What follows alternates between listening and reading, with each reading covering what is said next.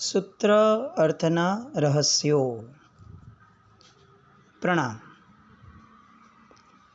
મુપત્તિના 50 બોલ અને એના અંતર્ગત દર્શન આદરું એ બોલ સુધીના આપણા સત્સંગો. 50 બોલવાનો એક બહુ જ મહત્ત્વનો ફેઝ. હવે અહીંથી જે એલિવેશન થશે જીવનું,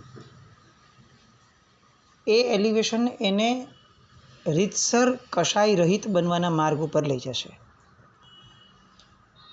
અત્યાર સુધી જે આપણે જોયું એ એનો પાયો હતો. જીવ ધર્મ શીખે, ખોટો ધર્મ દૂર કરે, જીવ ગુરુ તત્વને પામે, નબળા ગુરુઓથી દૂર રહે, ગુરુ તત્વથી. આ રીતે આ બધી વાતો એ પાયો, બેકગ્રાઉન્ડ છે. હવે જે ખરો પુરુષાર્થ મોક્ષ માટે કરવાનો છે એ અહીંયાથી શરૂ થશે. જ્ઞાન આદરું, દર્શન આદરું, આ બંને આદર્યા એટલે હવે માનસિકની સાથે કાયિક પુરુષાર્થ પણ જોડાશે. અત્યાર સુધીના બધા જ પુરુષાર્થોની અંદરમાં મુખ્યતા એ માનસિકતાની હતી. બધું જ આમ જોવા જઈએ તો માનસિકતાની સાથે સૂત્ર અર્થ તત્વ કરી સદ્દહું ને આ બધું જેટલું છે એ બધું માનસિક. સમ્યક દર્શન સુધીનું જેટલું છે એ બધું માનસિક છે. એનો અર્થ એવો નથી કે બહારની કોઈ ક્રિયા નથી, પણ મુખ્યતા જે છે એ માનસિકતાની છે. હવે ચારિત્ર આદરું જ્યારે આવશે ત્યારે વચન અને કર્મ એ બંનેની મુખ્યતા પણ આવશે. એટલે જીવનમાં આપણે આનો એક અર્થ ઘટનાનું એક કરી શકીએ એવી રીતે કે મોક્ષ માર્ગની અંદરમાં જો ખરેખર આપણે આગળ વધવું હોય તો માનસિક ધર્મની કિંમત એ અતિશય છે, અતિશય. અને બીજો મહત્ત્વનો મુદ્દો, પાયો માનસિકતાના મુદ્દાનો હશે.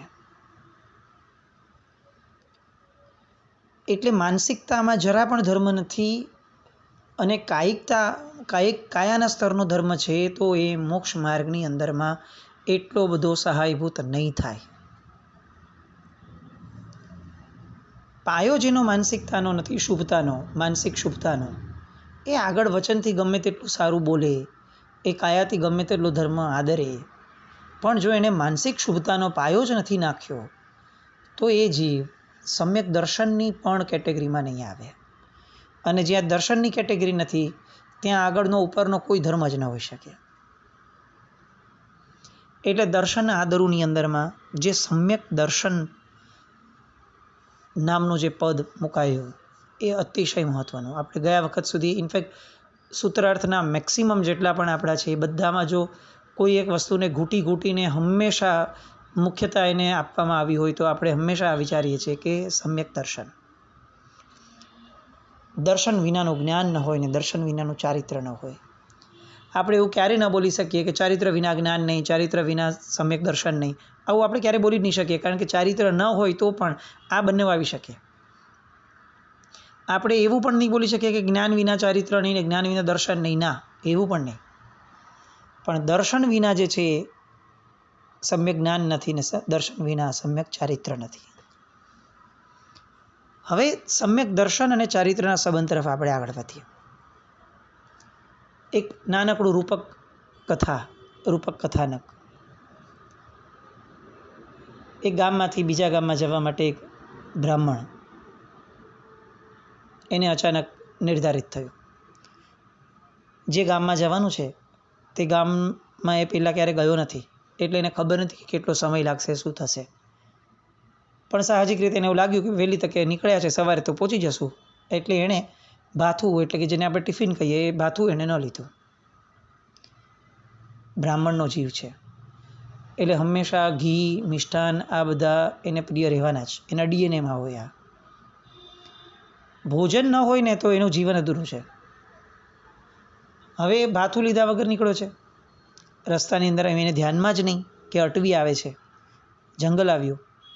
જંગલમાં તો દૂર દૂર સુધી કોઈ માણસ પણ ન દેખાય. ભોજનનો તો વિચાર પણ ન કરી શકે.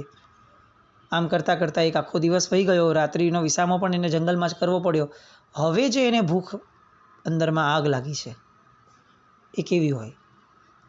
બ્રાહ્મણ, ભોજન પ્રિય વ્યક્તિ, અને એમાં પણ મિષ્ટાન્ન પ્રિય વ્યક્તિ, અને આજે એને ક્યાંય મિષ્ટાન્ન મળ્યા નહીં કારણ કે વ્યક્તિઓ જ નહોતા જંગલમાં. હવે ભૂખ કેવી હોય? બીજો દિવસ આવ્યો, અટવી પૂરી થઈ, સાંજનો સમય થાય છે, એ કોઈ ગામ એને દૂરથી દેખાય છે, અને હવે એના મનની અંદરમાં એક આનંદ, અપેક્ષાનો આનંદ એને જન્મ્યો. ગામ આવ્યું છે એટલે મને નક્કી કંઈક ને કંઈક ખાવા મળશે. સૌથી પહેલું દુઃખ જે છે એ ભૂખનો દુઃખ છે. કોઈ પણ પ્રકારે ગમે તે પ્રકારનું પણ ભોજન જોઈએ છે. જેમ આગળ વધ્યો એમ દેખાયું કે આ નગરની અંદરમાં તો ઘણા સારા ઘરો છે, બહારથી આમ પ્રતિષ્ઠિત લાગે એવા ઘરો છે. એટલે હવે જે ઓલી ભૂખનું દુઃખ હતું જે એ આગળ વધતા વધતા હવે મિષ્ટાન્ન ભોજનવાળું ભોજન જોઈએ. હવે એનું દુઃખ કયું કે 2 દિવસથી કોઈ મિષ્ટાન્ન ખાધા નથી, ઘીવાળી વસ્તુઓ ખાધી નથી. અને એવામાં અચાનક જ કોઈ એક સૃષ્ટિનું ઘર હશે એ બ્રાહ્મણને જુએ છે અને બ્રાહ્મણને વિનંતી કરે છે કે આપ પધારો અને અમારા ઘરે ભોજનનો લાભ આપો. હવે બ્રાહ્મણની અપેક્ષાઓ કેવી અને એનો આનંદ, એ જે કુતૂહલ ભાવનો આનંદ જે છે એ કેવો ચડે. એક તો 2 દિવસનો ભૂખ્યો, એમાં પણ ભૂખના દુઃખની સાથે મિષ્ટાન્ન નથી મળ્યું એનું દુઃખ, અને અચાનકથી સૃષ્ટિનું ઘર મળે, સૃષ્ટિ સામેથી વિનંતી કરે, કેવો આનંદ હોય. અને એમાં પણ હવે અંદર આવે છે, અને અંદર આવતા જ એને જે સુગંધો આવે છે મિષ્ટાન્ન ભોજન વગેરેની, શ્રેષ્ઠ પકવાનોની, એનાથી તો એને એકદમ એવું લાગવા લાગે છે કે જાણે આ સ્વર્ગ મળી ગયું. હવે એની ઇંતેજારી કેવી હોય? એ પછીથી એ ભોજન એની સામે થાળ મુકાય, અને થાળ મુકાયા પછી તો બ્રાહ્મણને વિનંતી કરીએ પછી જ એ આવે. થાળ મુકાય છે અને હજી વિનંતી નથી થઈ. એ વિનંતીના પૂર્વ ભૂમિકામાં સમયની અંદરમાં એની ખાવાની ઈચ્છા કેવી અપ્રતિમ હોય, કેવી ઈચ્છા હોય, દ્રઢતા, જે ગણો, જે નામ આપો, અનહદ ઈચ્છા. અને હવે જેવી એને વિનંતી થાય પછી એ ભોજન ઉપર કેવી રીતે તૂટી પડે. એને હવે ભોજન સિવાયની કઈ વસ્તુ હોય કે જેના ઉપર એનું ધ્યાન જાય. જ્યાં સુધી એનું ભૂખનું દુઃખ પૂરું ન થાય ત્યાં સુધી એ શ્રેષ્ઠતમ કક્ષાના મહેલની અંદરમાં પણ એ બ્રાહ્મણને નજર ફેંકવાનું પણ મન ન થાય. કેમ? કારણ કે 2 દિવસની ભૂખ, એમાં પણ મિષ્ટાન, ઘી, લથપથતું ભોજન, જે ઈચ્છ્યું હતું એના કરતાં અધિક મળે છે. એટલે હવે બીજી એક વસ્તુ એવી ન હોય કે જેની ઉપર એનું ધ્યાન જાય. એ જે ઇન્ટેન્સિટીથી ને રસથી એ ભોજન કરી, સમ્યક દ્રષ્ટિએ આત્મા એ જ ઇન્ટેન્સિટી, એવી જ ઇન્ટેન્સિટીને તડપથી સમ્યક ચારિત્રને પાળે. ગજબના રૂપક એક આખી કલ્પના ચિત્રની આખી રચના ઊભી કરે છે કે જેના કારણે આપણને એક દ્રષ્ટાંત મળે કે સમ્યક દ્રષ્ટિ જીવ જ્યારે ચારિત્ર પાડે ત્યારે કેવું પાડે. અહીંયા સૌથી પહેલું જો કે આપણે એ સમજવું પડશે કે ચારિત્ર શબ્દ જ્યારે જ્યારે આવે ત્યારે રજોહરણ જોવું એવું જરૂરી નથી, વિઝ્યુઅલાઇઝ કરવું હોય. ચારિત્ર એનો એક ભાગ છે રજોહરણ. મૂળમાં સંયમ, ચારિત્ર, આ બધા શબ્દો છે ને એ માનસિકતાના સૂચક છે. સંયમ એટલે ઇન્દ્રિયો, 5 ઇન્દ્રિયો પરનો સંયમ. 5 ઇન્દ્રિયો પરનો પૂર્ણ સંયમ એ એનું અંતિમ લક્ષ્ય છે. પણ ત્યાં સુધી જેટલે અંશે પણ 5માની એક ઇન્દ્રિયોનો પણ કેટલોક પણ સંયમ જો થાય તો એને પણ સંયમ જ ગણાશે. એટલે દેશવીરથી અથવા કોઈ એક નાનકડો એવો નિયમ કે જેમાં કોઈ પણ એક ઇન્દ્રિયની વાસનાને એની ઇન્ટેન્સિટીને રોકવા માટે કેટલો કંટ્રોલ મુકાય તો એને પણ સંયમ જ ગણાશે. અગર આપણે નામ લઈએ છીએ ચારિત્ર, તો ચયાતિરિક્ત ઇતિ ચારિત્ર આ વ્યાખ્યા થાય છે. એટલે જે પૂર્વના સંચિત કર્મથી મુક્ત કરે તે ચારિત્ર. એટલે અહીંયા પણ ફક્ત રજોહરણ જ ચારિત્રમય ઉપાસના તરીકે દેખાય એવું નહીં. ચારિત્ર એટલે પૂર્વભવથી સંચિત કરીને જે કુકર્મો લઈને, કુસંસ્કારો લઈને આવ્યા છીએ, એ કુસંસ્કારો જેના દ્વારા તૂટે એવી શુભ ક્રિયા, શુભ વિચાર, શુભ વચન, આ બધું ચારિત્ર છે. હા, એવું ચોક્કસ ગણી શકાય કે પૂર્ણ ચારિત્રમય અવસ્થા એટલે શું? તો એ સંયમ જીવન. એ દીક્ષા પછીનું, પ્રવજ્યા પછીનું જીવન. કેમ? કારણ કે શ્રાવક જીવનની અંદરમાં ચારિત્ર આંશિક રીતે જ મળે છે, અને એ પણ બહુ મામૂલી. એટલે એની કોઈ ના નહીં, પણ એનો અર્થ એવો પણ નહીં કે ફક્ત દીક્ષામાં જ ચારિત્ર જીવન પાડી શકાય એવી ધારણામાં રહેવું. આપણા લોકોની અત્યારની સ્થિતિ કેવી છે કે દીક્ષા થયા પછીથી બધું જ છોડવાની તૈયારી હોય, પણ દીક્ષા ન લીધી હોય ને એ માણસ જો કંઈક છોડે તો આપણે એમ કે ભાઈ તે દીક્ષા થોડી સંસારમાં રહેવાનું છે, તારે શું આ બધું કરવાનું હોય. દીક્ષા લેવી હોય અને એ રસ્તે જવું હોય તો ત્યાર પછીથી કરજે તું, પણ અત્યારે શું? કારણ કે આપણે એવી માન્યતા બાંધીને બેસી ગયા છે. દીક્ષા ચારિત્ર ઇઝ ઇક્વલ ટુ દીક્ષા જ, પ્રવજ્યા જ. સંયમ એટલે પ્રવજ્યા જ. પ્રવજ્યા એ સંયમ પ્રાપ્તિ માટેનું અમોઘ સાધન છે, પણ ત્યાં સુધી પહોંચવા માટે બીજા પણ સાધનો છે. એટલે અહીંયા જે મૂળ વાત આપણી છે કે પેલા બ્રાહ્મણને જે ઇન્ટેન્સિટી અને તડપ ભોજન માટેની હોય એવી ઇન્ટેન્સિટી અને એવી તડપ જ્યારે આપણા મનની અંદરમાં ઇન્દ્રિયોની વાસનાઓને નિયંત્રિત કરવા માટે જાગે, અને એ નિયંત્રિત કરવા માટે કોઈક એક ક્રિયા, કોઈક એક પરિણામ માનસિક એની અંદર ઉજમાળ થવાનું થાય, એ જે પ્રક્રિયા થાય એ સમ્યક દર્શનપૂર્વકનું ચારિત્ર ગણાય. ભાવથી શુદ્ધ ચિત્ત જેનું છે એ શુદ્ધતામાં તરતમતા ગણવાની. આપણે આમ બધામાં જેમ કહીએ કે જ્યાં સુધી એકદમ ચોખ્ખા ન થઈ જઈએ ત્યાં સુધી આપણે આ ન કરી શકીએ. તો હું કહું ભાઈ એકદમ ચોખ્ખો થયેલો તો માણસ તો મોક્ષમાં છે, તો જો એની રાહ જોતા બેસો તો ક્યારેય શુભ નહીં કરી શકીએ. એટલે બધા જે આમ એક્સ્ટ્રીમ પર વહી જાય છે અત્યારના કેટલાક એકાંત નિશ્ચયની વાતો કરવાવાળા કે કંઈ નહીં એકદમ આપણે પ્યોર થઈ જશું ને પછી દીક્ષા લેશું. અરે ભાઈ, પ્યોરિટી માટે તો દીક્ષાની પ્રક્રિયા છે. હવે તું જો પ્યોર થઈને એ લેવાનો હોય તો પછી તારે જરૂર શું છે એ લેવાની? અને જો એને લીધા વગર પ્યોર થઈ શકાતું હોય તો પછી આટલા વખતમાં આટલા બધા અનંત આત્માઓ એ કેમ એ રાજમાર્ગે ન ચાલ્યા? સામાન્ય માણસની શક્તિ છે ને રાજમાર્ગે જ ચાલવાની છે. એ અપવાદ માર્ગ ને નાના નાના માર્ગોમાં જાય તો એ અટવાઈ જાય, એ બધાનું કામ નથી. એટલે ચારિત્ર એ ચોક્કસપણે બાહ્ય બધી જ જેટલી પણ આપણી માનસિકતામાં બેઠેલી બધી વાતો છે કે ચારિત્ર ધર્મ એટલે દીક્ષાનો આવો ભાવ, આ ભાવ, વેશથી બ્રહ્મચર્ય વ્રત, આ બધા પ્રતિક્રમણ, પાંચ મહાવ્રતો, આ બધું જ જોઈએ. સાથે સાથે અંદરમાં સમ્યક દર્શન સહિતની તડપ જોઈએ. પેલા બ્રાહ્મણને છે ને એ મિષ્ટાન ભોજન સમયે જેમ ઘરની એક પણ વસ્તુ પર ધ્યાન ન જાય, બેસ્ટ વસ્તુ હોવા છતાં પણ ન જાય, એ રીતે સમ્યક દર્શનપૂર્વકનું ચારિત્ર જેના મનમાં પ્રગટ્યું છે એને આ જગતનો એક પણ મોહ એ સમયે આકર્ષે નહીં. એને એ ઈચ્છનીય જ ન લાગે, એને એ સેવવા જેવો જ ન લાગે. એનો ચિત્ત શુદ્ધતા તરફ આગળ વધે. આપણે આની પહેલાં પણ આ વસ્તુ આવી છે. દીક્ષાની માંગણી કરતાં પૂર્વે અંદરની માનસિકતા કેવી પ્રબળ જોઈએ. દીક્ષા લેવી એટલે ફક્ત બહારની અનુકૂળતાઓ મળી જવી અને ફક્ત બહારની જેટલી પણ પ્રક્રિયાઓ છે, લોચ વગેરે, એને સાહજિક રીતે સ્વીકારી લેવો, એ અધૂરી વાતો છે. એ તો ખરું જ, પણ સાથે સાથે મનની અંદરમાં કેટલાક બીજ હોવા જ જોઈએ, કેટલાક પક્ષપાત હોવા જ જોઈએ, કેટલીક દ્રષ્ટિની સ્પષ્ટતા હોવી જ જોઈએ, કેટલુંક સમ્યક દર્શન હોવું જ જોઈએ. અને આ સમ્યક દર્શન સહિતનું ચારિત્ર જેના મનમાં પરિણામમાં જાગે અને જો એ સમયે આયુષ્યનો બંધ પડે તો એ જીવ નિયમા વૈમાનિક દેવલોકમાં જાય. વૈમાનિક દેવલોકમાં જાય એટલે એવું નહીં કે દેવલોકની મજા કરે, એ અહીંયાથી કેટલાક સંસ્કારો લઈને જાય કે જે સંસ્કારોના કારણે ત્યાં જઈને પણ કેટલેક અંશે વૈરાગ્ય ઊભો કરી શકાય એવી અનુકૂળતા એને મળે. પછી જેવું એનું ભવિતવ્યતાનું જોર, કદાચ એને કુસંસ્કારો જાગૃત થઈ જાય તો એ દેવલોકમાં જઈને પણ ફંટાઈ જાય.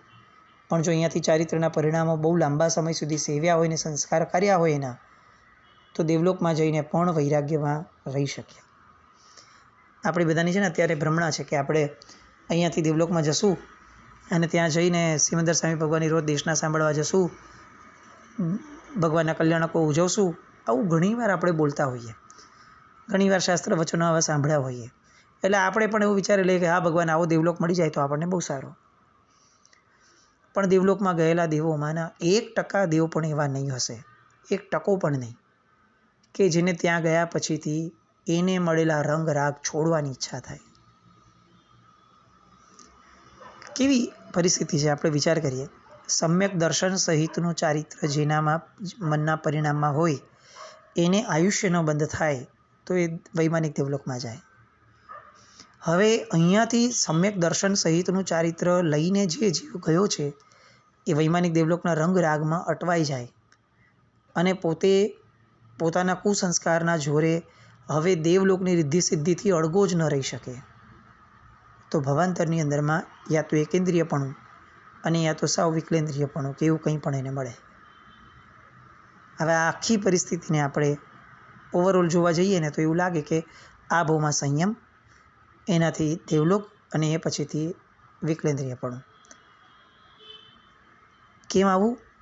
કારણ કે સંયમના કારણે, સમ્યક દર્શન સહિતના સંયમના કારણે દેવલોક નક્કી મળે.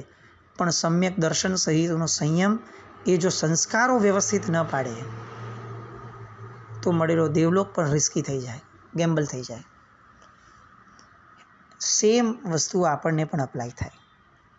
આપણે અહીંયા જેટલી પણ પ્રક્રિયાઓ ચારિત્ર ધર્મને લગતી કરીએ છીએ, ફોર એક્ઝામ્પલ સામાયિક કરીએ છીએ કે પછી આપણે જે પણ શુભતાવાળા કાર્યો કરીએ છીએ, વયાવચ ચારિત્ર ધરોની, એ જે પણ કંઈ કરીએ છીએ, હવે જો એની અંદરમાં આયુષ્યનો બંધ થાય અને જો મનનો પરિણામ એ સમયે શુભ હોય તો દેવલોક. અને આખું જીવન તો આપણે અહીંયાના ચીંડી કહી શકાય એવા સુખશીલતાના વિષયોને પણ છોડી નથી શક્યા. તો દેવલોકના વિષય અને કશાયને પોષતા એવા આકર્ષણો, એમાં તો આપણે સ્પેલબાઉન્ડ ન થઈએ તો જ આશ્ચર્ય છે. જે માણસને અહીંયા 200-500 કરોડ રૂપિયા મહત્ત્વના લાગે છે એ માણસ દેવલોકમાં જશે અને અમૂલ્ય કહી શકાય એવા રત્નો જેના પગની મોજડીમાં હશે એ માણસ ત્યાં લપેટાશે નહીં. એવું આપણે કયા બેઝ ઉપર માનીએ? એટલે અહીંયા ફરી એક મુખ્ય વાત, સમ્યક દર્શન સહિતનો ચારિત્ર ધર્મ જેમ જેમ સેવતા જઈએ તેમ તેમ વિષયોનો રાગ ઘટતો જતો હોવો જોઈએ. તો એ મોક્ષ માર્ગ. આપણે સામાયિક કરીએ અને સામાયિક કરીએ એટલે આમ ઘણા બધા મહાત્માનો મુખ્ય આપણે સાંભળ્યું છે, શાસ્ત્રમાં બી આવી વાતો આવે કે 925 પલ્યુપમના દેવલોકનું આયુષ્ય બંધાઈ જશે. એનો આપણને આનંદ, આપણને આમ સામાયિક કરવાનું મન થાય કે હાલો ને આવી રીતે દેવલોક મળતો હોય તો કરીએ. પણ દેવલોક મળ્યા પછી શું? આની ચિંતા છે. એટલે આપણે ત્યાં છે ને હંમેશા સદગતિ કરતાં વધારે મહત્તા સદગતિની પરંપરાને આપી છે. કોઈ પણ એક ચરિત્ર લઈએ, જે પણ ચરિત્રો છે આપણી પાસે અવેલેબલ એમાંનું, તો એમાં ઘણી બધી વાર આવો શબ્દ વાંચવા મળે કે આના કારણે દુર્ગતિની પરંપરા સર્જાય. આ પરંપરા એટલે શું અને એનું મહત્ત્વ કેટલું બધું છે જુઓ. કે દુર્ગતિ થાય ને તો એક ભાવ બગડે, પણ દુર્ગતિની પરંપરા એટલે એક પછી બીજું, બીજા પછી ત્રીજું, ત્રીજા પછી ચોથું, અસંખ્ય, અનંત. એક પગ લપસણું કંઈ આવ્યું અને એકવાર પગ લપસ્યો તો સીધી જમીન હોય ને તો આમ ફ્લેટ પડી જઈએ, પણ જો ખાઈ હોય તો શું થાય? દુર્ગતિની પરંપરા એટલે ખાઈ. એક દુર્ગતિ એટલે ફ્લેટ ધરતી, પડ્યા, લાગ્યું, ઠીક છે, પાછી કળ વળશે ને ઊભા થઈ શકશું, કારણ કે ગમે તેમ તો ધરતી જ છે. ખાઈ હોય તો એટલે કોઈ પણ ચારિત્ર ધર્મની આરાધના કરવા સમયે મનમાં આ ભાવને ખૂબ દ્રઢતાપૂર્વક રાખવો જોઈએ કે મારું આ સમ્યક દર્શન સહિતનું ચારિત્ર એ મારી અંદરમાં વિષયોનો રાગ ઘટાડે તો જ કામનું, તો જ એ મારી માટે ખરેખર મોક્ષદાયી. સામાયિકની અંદરમાં શું કરાય તો કે વિષયોનો રાગ તોડાય. સમતાનો લાભ એ સામાયિક. તો સમતા ક્યારે મળે? સમત્વ ભાવ જ્યારે બધા તત્વો ઉપર આવે ત્યારે. દરેક પદાર્થ માટે સમત્વ ભાવ. અને દરેક પદાર્થ ઉપર સમત્વ ભાવ ક્યારે આવશે? જ્યારે દરેક પદાર્થમાંથી જે એટ્રેક્શન છે વિશેષ એ નીકળશે તો. કારણ કે જો કેટલાક પદાર્થો માટે એટ્રેક્શન હશે, કેટલાક પદાર્થો માટે નબળો ભાવ હશે, તો સમત્વ ભાવ ક્યાંથી આવશે? તો સામાયિકમાં એક્ઝેક્ટલી કરવાનું શું?